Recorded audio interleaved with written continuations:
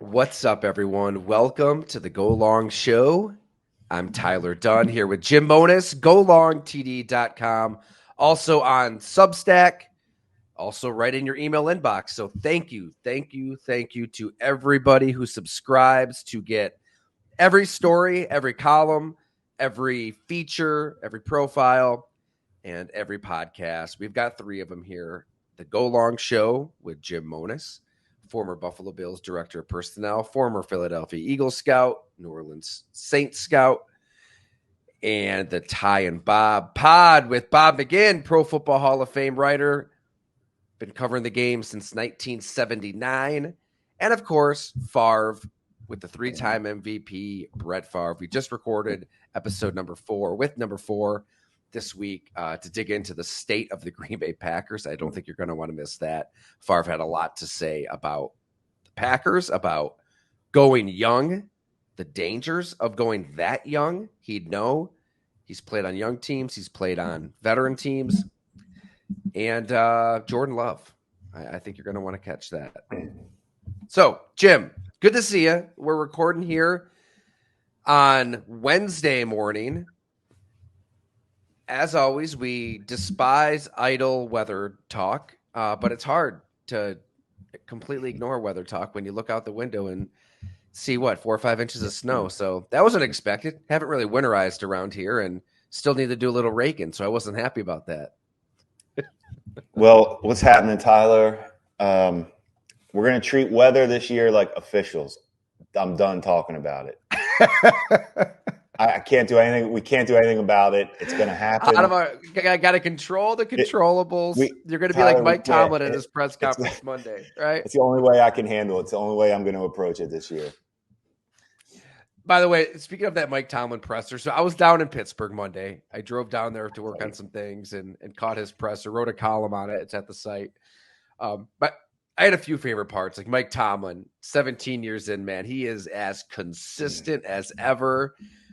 He knows he wants to set a tone. He wants to set the tenor for the team, everybody in that setting. He was asked by Brooke Pryor. She does a great job covering the team for ESPN. She asked about Deontay Johnson's comments after the game, which went completely nuclear. Did you catch Deontay Johnson's comments? Mm-hmm. I mean, basically said that the refs wanted the Jaguars to win. Like, there's complaining about the refs, and there's taking it to the level that he did. It was just a different stratosphere. And the officiating was terrible. But she asked him about Deontay Johnson's comments, and he kind of looked at her with a puzzled look, like, What comments? What are you talking about? I didn't see any comments. To say that with a straight face is incredible. And it kind of gives me hope. Like, they're going to figure things out. If Mike Tomlin can just laser beam focus, because obviously he knew what was said, and he, in all likelihood, sat down with Deontay Johnson for a talking. But that's neither here nor there. Yeah, we're going to get into a lot. You know, we're talking last night about topics and what we want to get into.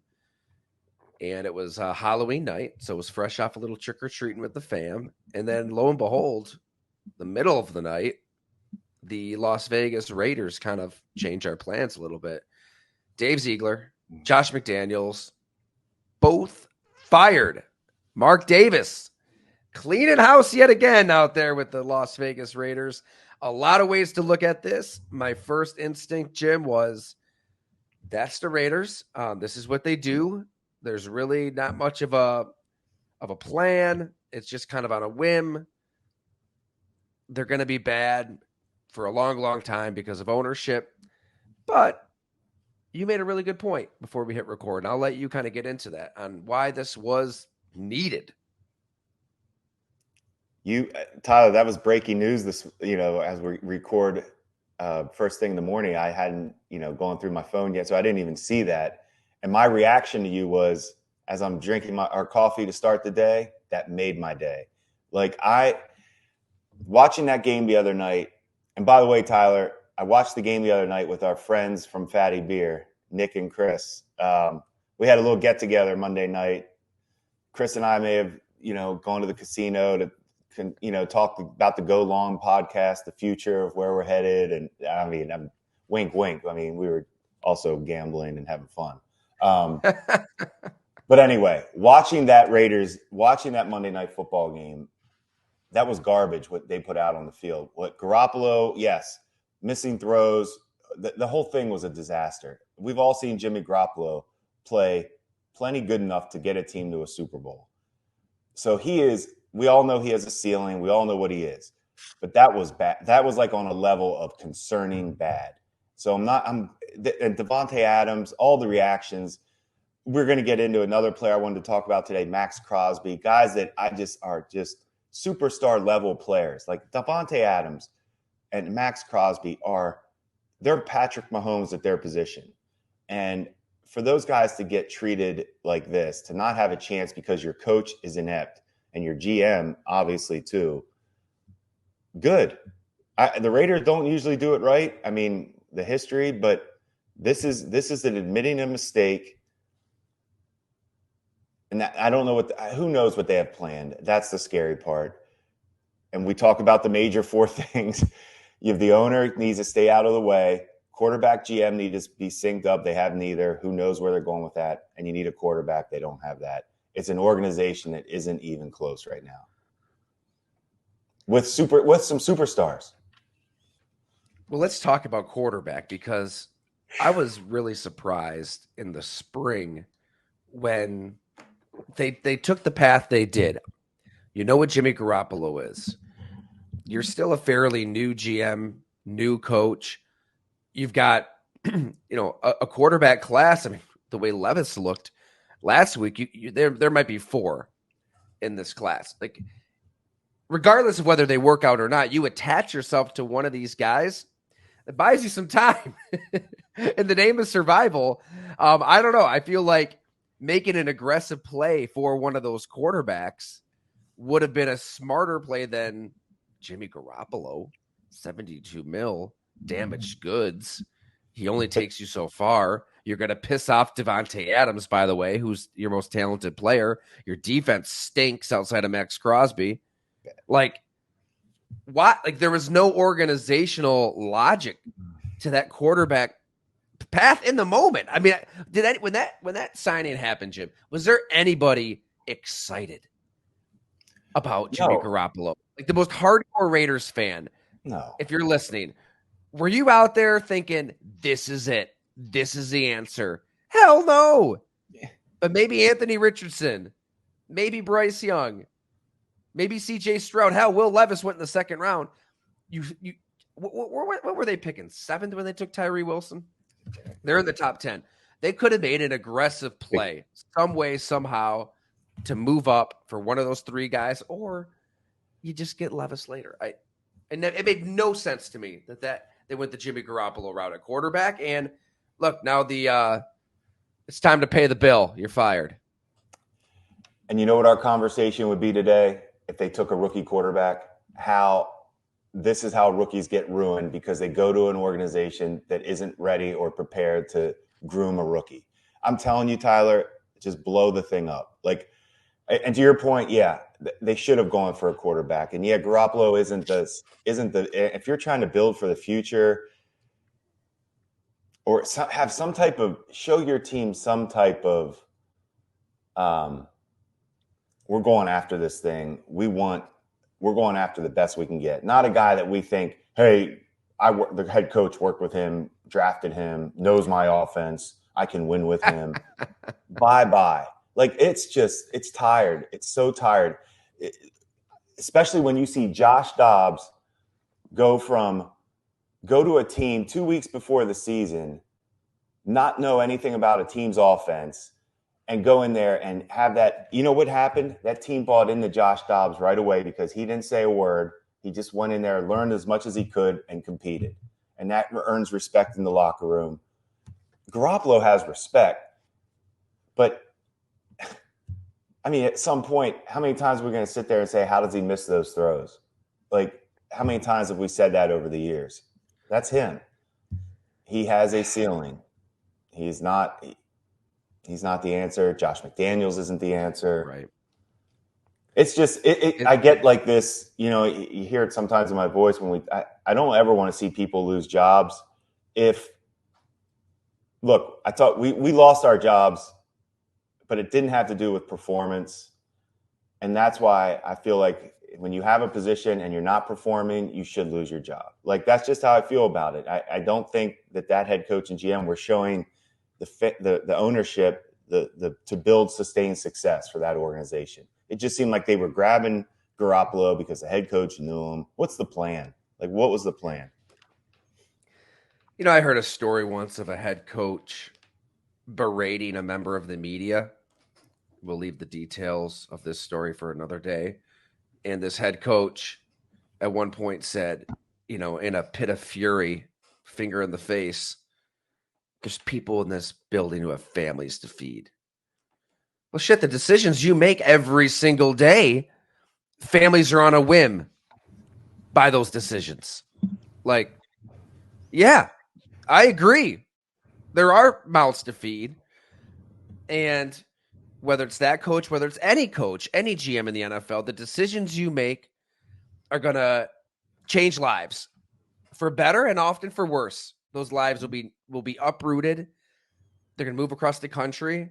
I mean, think about all these fringe NFL players, and I get it. We're pro player on here, and which I respect because you were in that front office seat.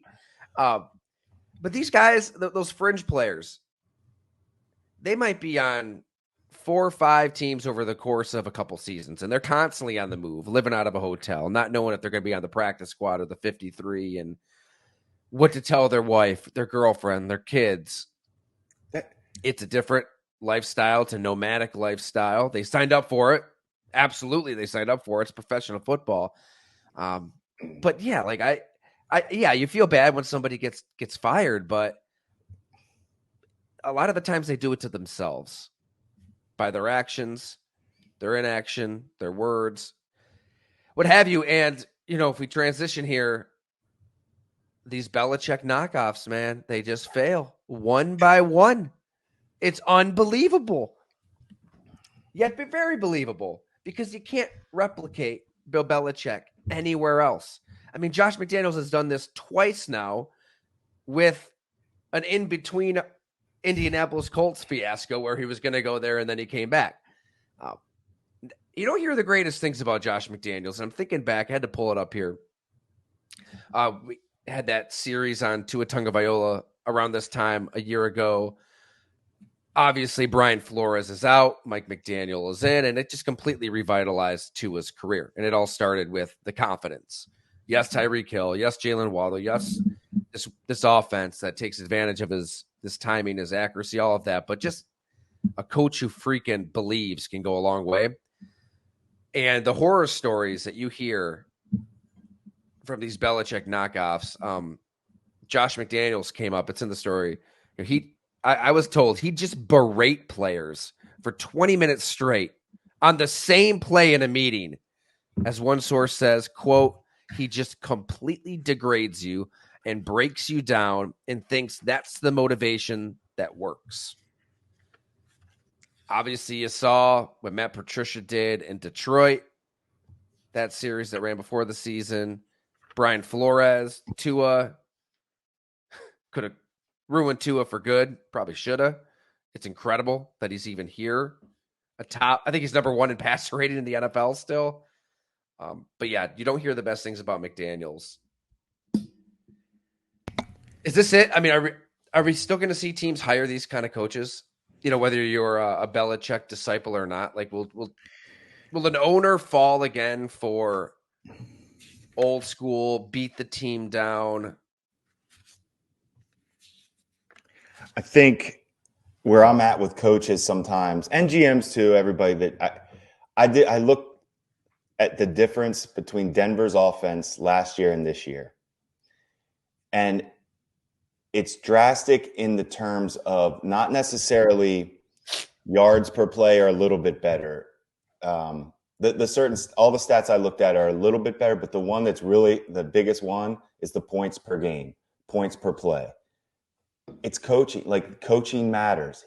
Russell Wilson stats look good. You know, there's a big stat going around that Russell Wilson's stats are better than, they're better than Mahomes this year. If you just look at touchdowns, picks, yards, all that stuff. But when you really study Denver and study the film, Russell doesn't look that different than last year. But this is what happens when you have structure in the building on offense. We know about Denver's defense, but I'm tying this into coaching. I've been so fortunate to be around Andy Reid and Sean Payton.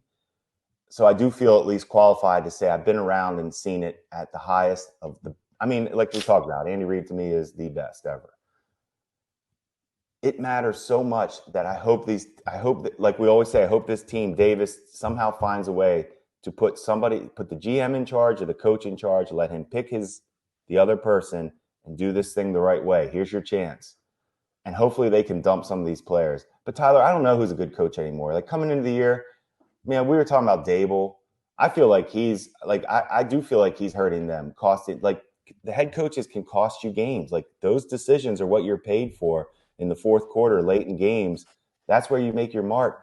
And then you look at Arizona, you look at Indianapolis with rookie coaches. I like what they're doing with Minshew and Anthony Richardson before he got hurt. And Arizona, what they're doing with Dobbs, who they got 2 weeks before the season, and now they're just shipping him to, Minnesota to go try his best, which another reason we're pro player. But think about Josh Dobbs, his life. Yeah.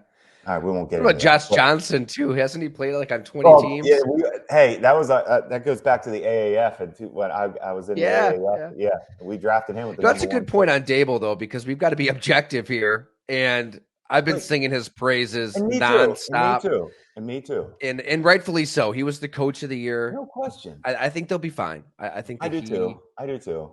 He is a good coach. I think that Joe Shane is a good GM. But man, talk about these New York Giant fans just being tortured in new ways each week, each season. 10-7. Was it 20 some seconds left? 4th and 1. Monsoon. You need 1 yard. Gain the yard. Game over. That's it. And that's the decision that he's made.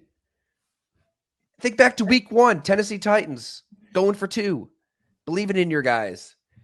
He had to kick that field goal, and then you missed that field goal, and then Zach Wilson wakes up from the. Did you?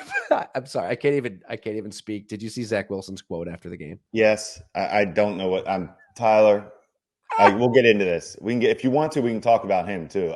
He's not playing. It's crazy, man. It's crazy what the Jets are doing. It's crazy. I mean, if it hasn't been slapped on T-shirts yet, it will soon. But Zach Wilson was playing like absolute manure up to that point. Like he always looked. Yeah, awful. But he was asked, what was improvement kind of going through his head when they take over after that missed field goal. Yeah, 24 seconds, no problem. I think it's like that. It's that air of unearned cockiness that just pisses everybody off. Like a lot of quarterbacks could say that and we'd all justifiably be praising them as like, just cocksure, confident. You got to be that way in that moment. Guys rally behind that. But not somebody who's been an unmitigated bust. Not somebody who has been that bad on that team to the point where you are wooing Aaron Rodgers and he tears his Achilles and now you're out there just trying to survive offensively. But yeah, back to the Giants to lose to that team, that quarterback that way. That's awful. That's really bad. It happened. I mean, I've seen it with Washington this year. Once these coaches can learn to get field goals and punts out of their vocabulary, I swear I think things will get better for them. I really believe that. Like, get it out of your mind. Yeah. I mean, obviously there's time and play, but it should be your last. Like I always say about punting, it's quiet quitting. Maybe one a game, maybe if you can. Otherwise, if you the more you're punting, and then and that's the other thing with like I always said, for a coach to on a 4th and 1 to not have that, like to go for, not get it, you had a chance to go for it, end the game. That now you got to do the walk of shame around your in the locker room. Like like Mario Cristobal had to do in Miami, for his disaster earlier this year at the University of Miami. Like, that's a walk of shame. And the players are looking at you like, we're out there. We need you to help us. We're out there doing what we can. We need you to make the call, make the timeout, make the right call. Just please make the right call. Let us win the game. Because it was an inspired effort by the defense. I mean, this Kayvon Thibodeau was playing out of his mind. That actually was the first time I've seen him like, okay, he had some Mario Williams look to him. I was like, all right, because he has not shown up much. Because if you don't get that yard, Zach Wilson still needs Zach Wilson. That's exactly right. Go down. Ask the defense how they like their chances. Ask the defense, hey, you think you can stop him? They'd be like, yeah, go for this thing. Yeah, I mean, there's a reason that, we're sitting. I get it. Like, it's easy to criticize. It's all hindsight, all of that. But I think if the best coaches are consistent, though, and more often than not, they're going to pull that trigger. They're going to take that chance. Doug Peterson does in Jacksonville. Daboll did it all last year with the Giants. Probably a lot of it is he's looking at his offense. I mean, they have been decimated by injuries to an apocalyptic level. I mean, what's happened in New York, I mean, holy shit. It's unbelievable. I mean, Justin Pugh is selling real estate and doing a podcast, and now he's like their best lineman. You're down to Tommy DeVito, who you don't trust enough to even throw the ball. But that is an embarrassing look to Joe Shane. And honestly, you can't have a guy on your roster that you're terrified to put in the game. I mean, that's always the rule. If he's on your P squad, there's a chance he's coming up at some point. There's a chance he's going to get in a game. Like, it goes down. That's how we used to think about players on the P squad. Like, you should be putting that much effort into your practice squad as well. Like, if he's on that P squad, we want him to come up and we want to put him in a game if needed. I just can't believe you'd have a quarterback on your team you're terrified to throw with.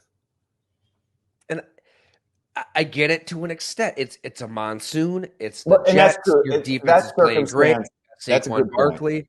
But to that extreme, to have minus 9 yards passing, like that's the part. But there had to have been a play in that playbook you can scheme up, get a receiver open, simple throw, and that busts the game open. And that's, again, kind of thinking glass half full instead of glass half empty, right? Like, what plays can we make instead of what could possibly go wrong? Like, living in fear. A lot true. Like we talk about McDermott and those decisions, the Cincinnati game last year, the playoffs, when, if you don't get it on 4th and 2, whatever it was, deep in your own end, last play of the third quarter, the game's over. I get it. But your defense sure as heck ain't going to stop them twice in the fourth quarter. You could get it. You could change momentum. You could think positively. I don't know. As a coach, I think it's a mentality and thinking optimistically and believing in your guys. But they obviously didn't believe in Tommy DeVito there. So that's where the GM and the coach all need to be kind of in sync and find guys you believe in. And well, they do. They do have an out. They do have an out though with DeVito, as far as the weather, the defense he was playing against. I get that. Like, that is not an ideal situation for a third string quarterback. He's not even a number 2. He's a number 3. He's getting tossed in there. I'm just saying, yeah, there's a way to. I like how you said that. There has to be a play or two you can. After the initial, you got in the game. All right, we're going to run the ball a little bit, get your feet wet. All right, there's got to be a couple plays we can take a shot. What quarterback doesn't want to take a shot? I'm talking about a shot at a bar and a shot down the field. I want my quarterbacks to want shots. Isn't it crazy? I mean, that Buffalo game they should have won, obviously. We talked about it. Insane. Many, many levels. And then this Jets game. I mean, they'd be 4-4 with those two games. And they'd be like every other team in the NFL, right? They're questioning the fans want everybody fired. In the building, they think they can make the playoffs. I'm telling you, Tyler, unless you're Philly or Kansas City, even San Fran, really, they're fine too. These teams are all fine. That's where we're at. It's been a wacky season, but it's Kansas City in the AFC, Philly in the NFC, and we're trying to figure the rest out. Where do you want to go from here? I know we wanted to touch on Fournette. So the Bills Let's do that. add a running back, Super Bowl Lenny, Lombardi Lenny, whatever he's going by now. We'll see how much juice he has left. Kind of tells you where they're at with Damian Harris. I don't know. I mean, in terms of philosophically, I mean, they've had good backs. They've I mean, Zach Moss is doing what he's doing with Indianapolis. They drafted him. He was here in Buffalo. Devin Singletary was fine. James Cook is fine. They're still trying to find that balance of how much do we run? When do we run? What are we on offense? What's our identity? They found it for a half against Tampa Bay. Then they had the 4 punts to end the game to try to, roll out that red carpet to the Tampa Bay Buccaneers to welcome them back into the game. Does this transaction move the needle for you at all? And thinking back, that would have been your last draft, or I'm sorry, your second to last draft with the Bills. I think it was Was it the 17 drafters? I believe it was 17. Yeah, that was our last draft. So that was the last draft with the Bills. Yeah. That's what I thought it was. And so that draft was the running back draft why I smile when they got Fournette. And you asked me if it moves the needle. Yeah, and Rasul Douglas, that combination. Because here's what they both have that I love about Fournette and Douglas is they have the junkyard dog toughness. Like they have all the grit you want. And at this time of year to come in, I like that. So you're getting that right away. And that is never a bad thing. Douglas, we know. Here's the thing about Fournette and Rasul Douglas. Neither guy can run. All right, neither guy's fast. Douglas gets by on pure length, ball skills, instincts, and like we talked about, the toughness. Fournette is a straight, he's going straight ahead. He's going to run you over. You know what's coming. He can catch the ball out of the backfield, and he can protect as far as he knows protections. So a lot of those go into play too when you get a veteran back. I like it. Is it going to be a game changer? I don't know. I don't know how committed the Bills are ever going to be to running the ball, but I think having Fournette gives you a mentality as a coach, because here's a guy that's known for it, has done it, has a hunger to him. So now you get him. All right, this is what he does. Let's do it with him. And it may change up how you call a game with a guy like Fournette, especially now. They're doing well in the red zone this year, scoring touchdowns, which is I think one of the great stats, red zone touchdowns and not field goals. And the Bills are doing that. So I like the addition. Jim, I really think it's important to remember with Leonard Fournette too, how he came up. New Orleans, 7th Ward, preordained for greatness. Really, it's crazy. And I forgot about it a little bit myself. It's been so long. But in 2019, I sat down with Leonard Fournette down in Jacksonville. I think we met up at like a Top Golf or something and just got into his life, his off season, his turnaround. Really, he kind of had this reawakening where he just went out to the middle of nowhere, Wyoming, trained like Rocky, and wanted to turn his career around, turn his life around, cut people out of his life. But we kind of started at the start, and it's easy to forget.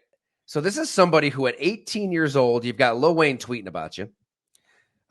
LSU head coach Les Miles compared Leonard Fournette to Michael Jordan, not once, but twice, before he took one collegiate snap. He's getting those comparisons.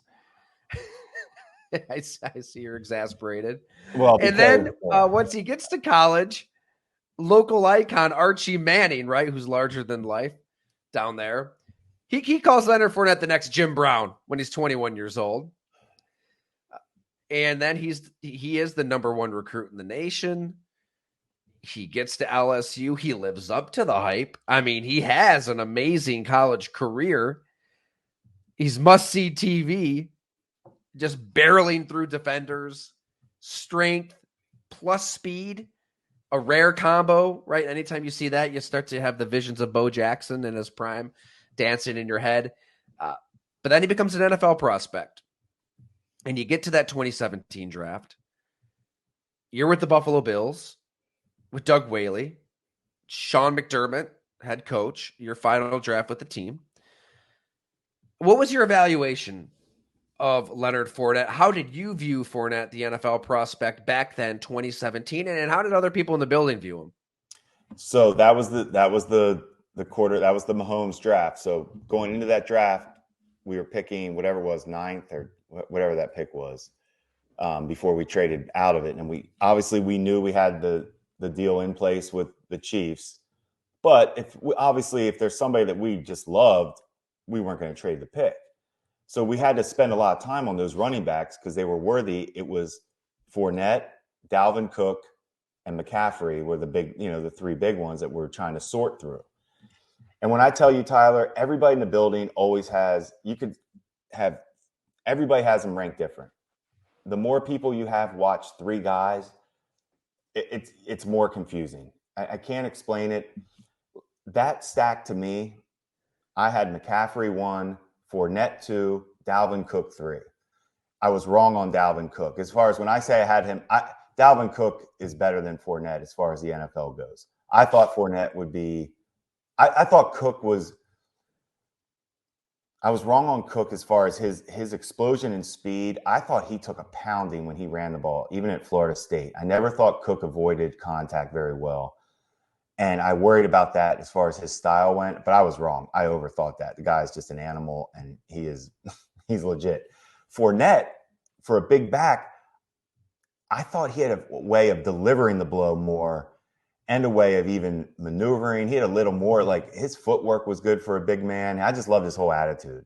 So, and then you have McCaffrey for me, who I thought McCaffrey's one of those. I talk about guys I've gotten wrong before. McCaffrey, I feel confident in telling you I got right. I thought he was going to be special, superstar. I hadn't seen a back like him that you could just do everything with, keep him on the field all day. He's a nightmare for a coordinator because of his route running and hands, his toughness. I don't care about his size because he avoids. Everything about him right now is what we thought. And he's had health issues. I mean, obviously, he's had tough time staying healthy. So, point being, there was somebody in our building that is still there in Buffalo that had Fournette as the number one back in that draft. Love Fournette. So I'm not surprised that he's there and they're taking a chance on him. And they should love Fournette as a running back.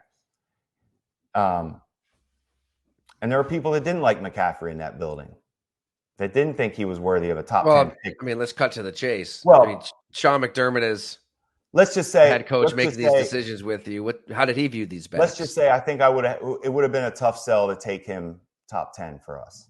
McCaffrey? Yes. Based on decision makers possibly not wanting his style. So we'll leave it at that. He is white. He is a white running back. He's got that working against him. That's a good thing about tape. It's all the same. It's no. It's hard to believe that a guy that special. I think back to a guy like McCaffrey, how he wasn't even a top 5 pick. I guess it was based on the size alone. Maybe you're just always concerned about the size. But he was unbelievable at Stanford. I mean, it was. Tyler, you think about those Pac-10 players, those West Coast players, like us East Coast residents, we don't really see those games, but he was one player that forced you to maybe stay up a little later than you wanted to just to see what he would do next. That was Christian McCaffrey. Well said. 2 running backs that I think about that I don't even know who else was on their team, but watching them, it didn't matter who was on their team. They were going to get their yards. It was McCaffrey and Shady McCoy. When you watch Shady at Pitt, it didn't matter. Like, he didn't have NFL players. He didn't have an NFL quarterback. Those guys are so special when you see that. To your point, you want to stay up, watch them. Anyway, but that draft was, like I said, I was a little low on Cook. I had Cook more as a second round pick. I was wrong on Cook. He is everything. I think the big question too with Fournette is if he's focused, if he's locked in, you are getting a special running back. Now, that offseason I referenced into 2019, that's when he dropped from 247 to 228. He's just out in the middle of nowhere, Wyoming, training like a madman, knew his career was on the line, knew he came in with all these expectations and had a good season. It wasn't a good season for the Jaguars, but he did kind of turn things around personally. Eventually wears out his welcome there. Granted, you've got a lot of factors, right? Doug Marrone. I'm sure they didn't see eye to eye. Gets to Tampa Bay, and things are a little dicey mid-season. He really opened up on this in the America's Game documentary on that Tampa Bay Super Bowl team. It's really worth your time watching. But, Bruce Arians was kind of blunt with Fournette, and Fournette knew that if I didn't become more of a team player and buy into what we're doing, I'm going to get cut again, and I'm going to be in the wilderness. And he buys in. He becomes central to their offense. I know we'll all remember that as a Tom Brady Super Bowl, but it was Fournette with a dash of Ronald Jones, I guess, in that ground game that really powered them through the postseason and especially against Kansas City in the Super Bowl. I mean, he was excellent, Leonard Fournette, and that was only a couple seasons ago. So where is he physically? Where is he mentally? He wanted to join a contender, right? I'm sure he had opportunities to sign with teams before this, and he actively chose the Bills. The Bills wanted him. I don't know. I felt like Latavius Murray was fine. Murray was playing okay. James Cook's been good. I don't really know what the rotation is going to look like, what the run game will look like, but it's a low-risk addition. That could, if it doesn't work out, it doesn't work out. If it works out, you might have somebody that can really give you a little bit of punch in the winter. Agree. He's different. Guys that were superstars at a young age, that doesn't go away. Like they fight. He's fighting right now. He knows how to be. He has a level. He expects to play at a certain level. He has expectations because that's all he's ever done. So you're getting a hungry guy that used to be a star like this. I like it. Plus, he's bald and has a beard, so that's a good thing. So he could be a podcast star. Yeah. He's got that working for him. We jumped right into Fournette and the Bills, but would be remiss if we didn't look at the inverse. That's the word I'm looking for, of the Las Vegas Raiders dumpster fire, because we saw it on the same field. Yes. The Detroit Lions under Brad Holmes, under Dan Campbell, I think it bears repeating, like, okay, the Raiders, here's how everything goes wrong.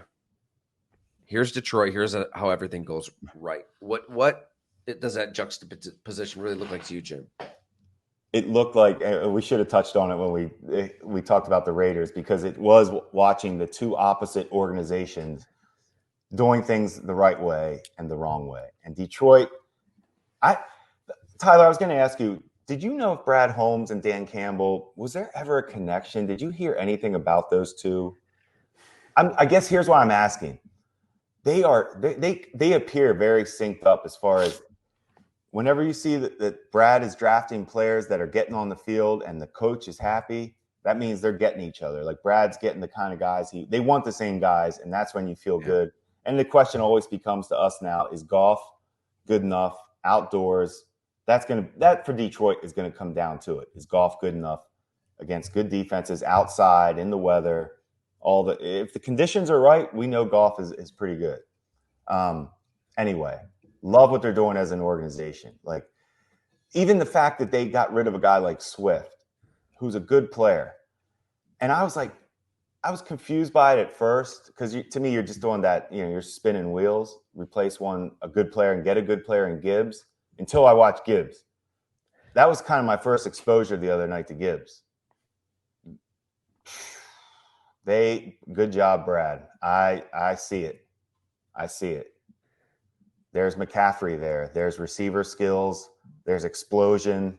game-breaking speed. There's instincts. You know, when you just see guys with the ball and just have a feel like he had all that, I thought. So anyway, love the way Detroit, and you've been on Detroit, but I thought about the other night just watching those two teams play. It's like, look at the disaster on one side of the field. The other side of the field, honestly, was trying to give that game to the disaster.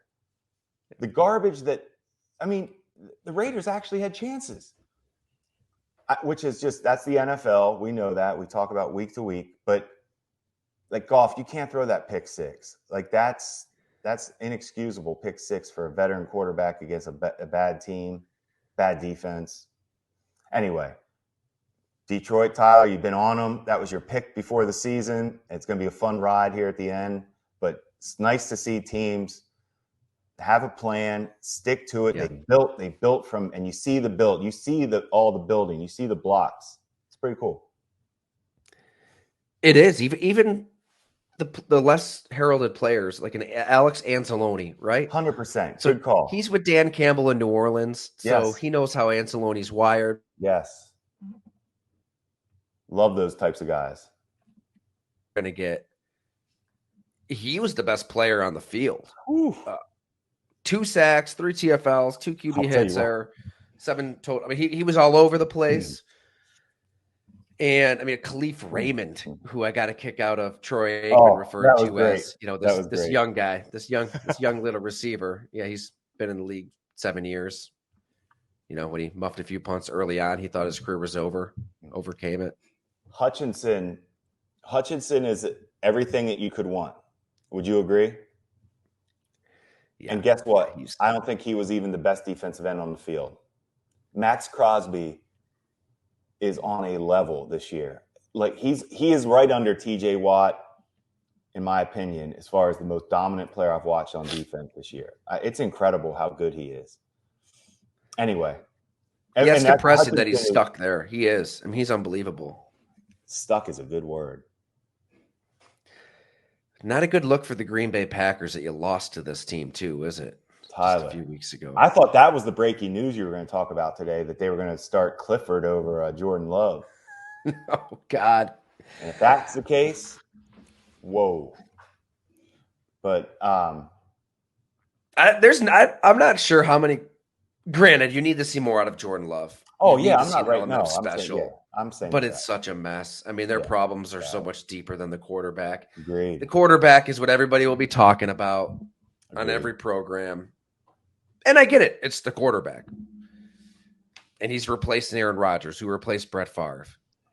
And we're going to get into it with Bob McGinn later today on that podcast. Yeah, I always try not to talk too much Green Bay because I know you guys hit it hard. But really, I mean, it does tie into this. If the Raiders are willing to just fire their head coach, fire their GM, dare themselves to get better, an owner makes that decision. Green Bay doesn't have an owner. They don't have somebody at 1 a.m. who's going to make a move like this, right? They've got Mark Murphy, who's the president, who does have authority, but he's not an owner like a Mark Davis, like a Jerry Jones, a Terry Pagula. Pick any owner in the NFL, Shad Khan. I think fans, justifiably so, want to see some action taken, though, in Green Bay. I mean, this has been awful. Goes back to, we'll see how the rest of the season goes, but a lot of these draft picks haven't really panned out. So, I mean, there is a lot on the GM, again, that we've praised plenty on this show, and I still will, for having the guts to move on from Aaron Rodgers. However this plays out, they had to do that. But you want to see more out of those draft picks, and you want to see more out of the game plan. I mean, Matt LaFleur, you know, if you're looking at that Shanahan coaching tree, where is that limb going? I mean, that limb is that's the one with all the rotten apples on it. That's the one that's decaying, rotting, falling. Your daughter's asking, Dad, what's wrong? What's wrong with that limb? What's going on? Oh, it's on the ground. And now we're tossing it over the fence. He ain't doing what Mike McDaniel's doing. Bobby Slowick, Kyle Shanahan. It looks like a different offense. It ain't the same. So, we'll have a story on that too later this week. But I think we were all expecting, since Jordan Love has been sitting behind, and been in this offense, it should have looked a little bit. It shouldn't look like the Panthers on offense. Like, that's how bad Green Bay's offense looks to me sometimes, where it's just I can't figure out anything they're trying to do. And where's the talent? Panthers, to be honest, have more talent, I think, at skill positions than Green Bay has right now. Like, I don't know. It's bottom line situation, not good. Like, if you're talking about, I mean, the offense looks so far behind. And to your point, how is that? That's on the coach. It's a combination. He's not going right. anywhere. It looked fine with Aaron Rodgers. That offense looked just fine with Aaron Rodgers. Did it though? I mean, they were 4-8 at one point last year. They Fair finished enough. 8-9. The wins and losses is one thing, but Aaron Rodgers, Tyler, I'd love to the honest. Is he looking around like, see, I told you guys, this is why I didn't want to be there. Like, we didn't have the talent. This coach he's not shit without me. Like, just like Drew, like, I swear it's like all these quarterbacks are realizing that they leave these teams. Like, but he needed Devontae Adams too. Like, I think which Aaron Rodgers are we talking about? 2019, 2020? I'm talking about Aaron Rodgers. To me, he's always been. That's fine. I'm not going to base it on wins losses. He is the most talented as we've ever watched. You've done the work on him as his personality, and it ran its course in Green Bay. It had to stop. We've talked about it. It did. It just wasn't going to go where it needed to go. I'm just thinking to myself, why would Aaron Rodgers have wanted to play in Green Bay? Like, if he was out there this year, I don't know what the difference would be. What would the difference be in Green Bay this year? I mean, it would look a little better. If his gripe was wanting some veterans, wanting Devontae Adams to stick around, wanting an Odell Beckham, like that's what I mean, with this group. But if he did, then don't rake the team over the coals contractually, financially. I mean, that's what he did, and he's got every right to do it. Don't get me wrong; he does every right. Winning those MVPs to get 3 years, $150 million. Green Bay's living in that world now with all that dead cat money. They're paying the price. But if the gripe is, why would he want to be there when they're that young?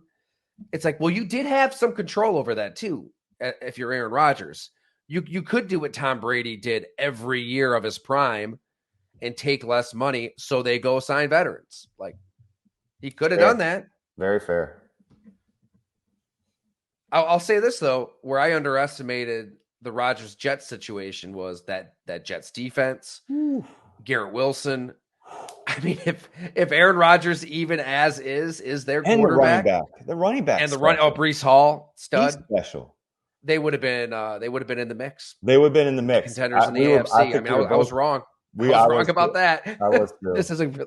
This Jets defense. I kind of thought they'd fall off a little bit. They have not at all. Too hard to throw Rodgers into an AFC conference like that and think they could compete against these established Bengals, Bills, Chiefs, Ravens. They could have competed. This defense, that's the difference. They are that good to keep you in every game. They are. Even when they didn't have Sauce Gardner, right? He's out. Amazing. DJ Reed was out a couple weeks back, and they still beat Philly. That was the Philly game, right? Yeah. Still look incredible. So I don't know. Let's end here. So we know the Chiefs in the AFC, the Eagles in the NFC. Did I just say that right? It's early. Yeah. What team? Right. What team aren't we talking about? That's going to work their way into the mix. The second half of the season. I think we've talked plenty about Detroit and San Fran. They're the obvious ones in the NFC. Dallas is still sneaking around. They're always the wild card. Dallas is that team that you don't want to play, but maybe you do want to play. You know what I mean? Like, but they have enough to scare you because they do have play, So I guess, but I feel like we're talking about Baltimore and Cincy are the trendy, they're the trendy picks in the AFC now. That it's Tyler. I think it's all the same teams we've talked about from the start. It's San Fran, Philly, Detroit, Jacksonville's in the mix in the AFC. They're officially right there. It's going to be I don't think there's any surprise teams. Would you say there's a? Seattle. I don't think Seattle. I'm not buying into Seattle yet. No. Wow. I'm not. I'm stubborn. Why?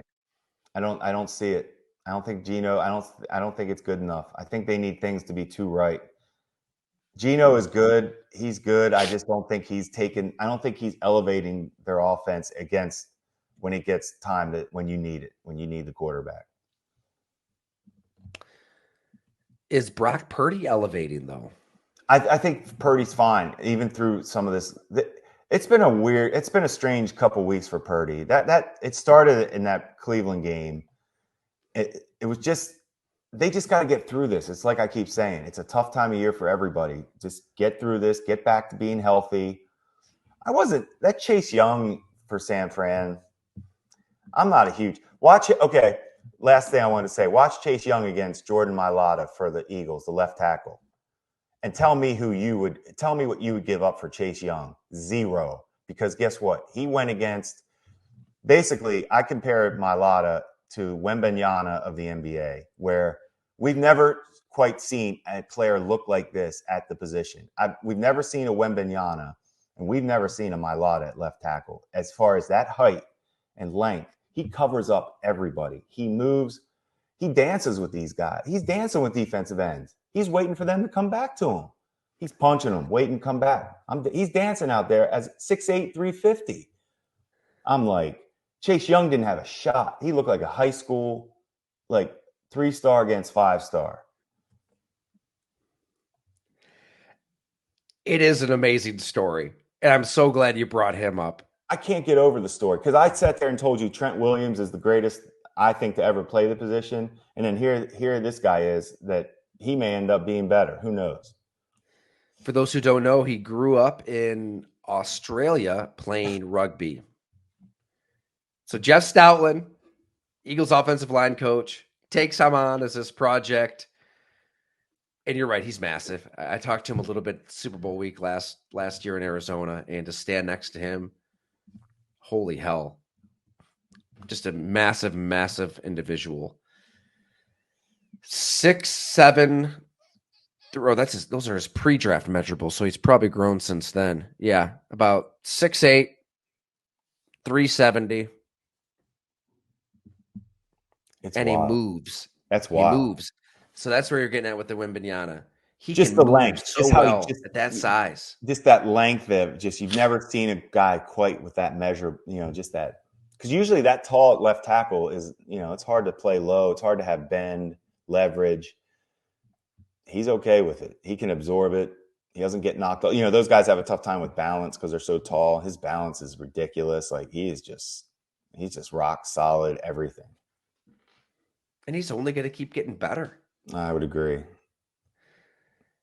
Yeah, we'll definitely need to have another podcast soon on what we were going to talk about in terms of non-quarterbacks.